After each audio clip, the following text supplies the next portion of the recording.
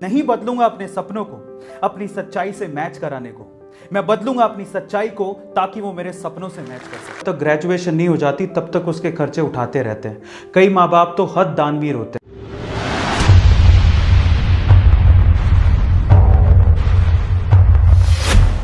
हमारे देश में एक अजीब सी परंपरा है। यहाँ पर माँ बाप अपने बच्चों के 10वीं तक तो खर्चे उठाते ही हैं, 10वीं के बाद भी 11वीं 12वीं और जब तक ग्रेजुएशन नहीं हो जाती तब तक उसके खर्चे उठाते रहते हैं। कई माँ बाप तो हद दानवीर होते हैं, जब तक बच्चे की जॉब नहीं लग जाती तब तक वो उसके खर्चे उठाते हैं और इस चक्कर में बच्चे बिगड़ जाते हैं। यहाँ पर बाहर के जैसा नहीं होता। ज़्यादातर डेवलप्ड कंट्रीज और अच्छी कंट्रीज में बच्चे अपना पार्ट टाइम जॉब करके और मेहनत करके 10वीं के बाद से अपने खर्चे खुद उठाते हैं, लेकिन इंडिया में ऐसा कुछ नहीं है। यहाँ के बच्चे माँ बाप के पैसों पर तो अपना हक समझते हैं। वो ये कहते हैं कि हमें पैदा किसने किया, इन्होंने, तो हमारे खर्चे भी यही उठाएंगे, ये तो इनकी जिम्मेदारी है।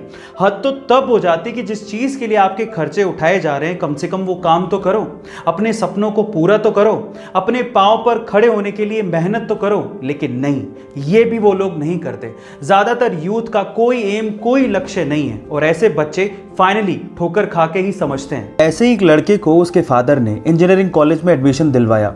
खुद तो इतनी फीस अफोर्ड नहीं कर सकते थे, इसीलिए बेटे के सपनों और जिद को देखते हुए उन्होंने लोन लिया और उसे बाहर भेज दिया। कुछ दिनों तक तो ठीक था, लेकिन कुछ दिनों बाद बेटा ये भूल गया कि वो लड़कर और लोन लेके बाहर पढ़ने आया है। इसके बाद लड़के को हवा लग गई और पढ़ाई और लक्ष्य से उसका पूरी तरह से ध्यान हट गया। फालतू घूमने और लड़कियों के पीछे भागने में ज़्यादा ध्यान रहता था। बड़े शहर की हवा लगने की वजह से वो बिगड़ने लगा था। इसी वजह से एक बार उसकी बैग तक लगते लगते बची थी, फिर भी वो नहीं संभला।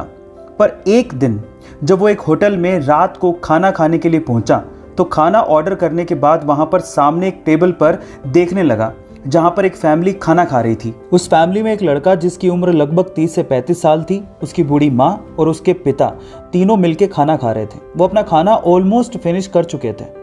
अब वेटर बिल लेके आया तो हिसाब से बिल बेटे को चुकाना चाहिए था। इतना बड़ा हो चुका है, इतना तो वो कर ही सकता है। लेकिन वहां जो भी हुआ वो हैरान कर देने वाला था। उसने देखा कि बिल आने पर उस बेटे ने बिल को देखा ही नहीं और पानी पी रहा था। पिताजी भी अपना खाना फिनिश कर रहे थे और उन्होंने भी बिल को इग्नोर कर दिया। और तब उस लड़के की बूढ़ी माँ उठकर काउंटर पर गई और बिल दिया। अब जो लड़का उस फैमिली को देख रहा था उसे मानो इसमें अपना फ्यूचर नजर आने लगा। उसने ये सोचा कि अगर मैं भी ऐसा ही करता गया और पढ़ाई पे ध्यान नहीं दिया तो एक दिन मेरी भी हालत ऐसी हो जाएगी कि मैं अपने माँ बाप को एक अच्छे होटल में खाना तक नहीं खिला पाऊंगा। तब वो लड़का जागा और उसके बाद उसने अपनी सारी खराब आदतें छोड़ दी, अपनी पढ़ाई पर फोकस किया। इंजीनियरिंग के फाइनल ईयर में आते आते उसने ठान लिया था कि अब वो घर से एक भी पैसा नहीं मांगेगा। अपना रास्ता उसने खुद चुना, मेहनत करता गया और यूट्यूब की दुनिया में कदम रखा। और आज उस लड़के का यूट्यूब शॉर्ट्स का दुनिया का सबसे बड़ा चैनल है और 10 मिलियन से ज्यादा सब्सक्राइबर्स हैं। और आज ऊपर वाले की दुआ से कामयाब होकर वो लड़का आपके सामने खड़ा होकर अपनी कहानी सुना रहा है। जी हाँ गाइस, वो मेरी ही कहानी है। लेकिन मैं ये कभी नहीं चाहूंगा कि जो गलती मैंने की वो आप करें। इसलिए एक चीज हमेशा याद रखिएगा, अपने माँ बाप की परवरिश और उनके पैसों को कभी भी ग्रांटेड मत लीजिएगा।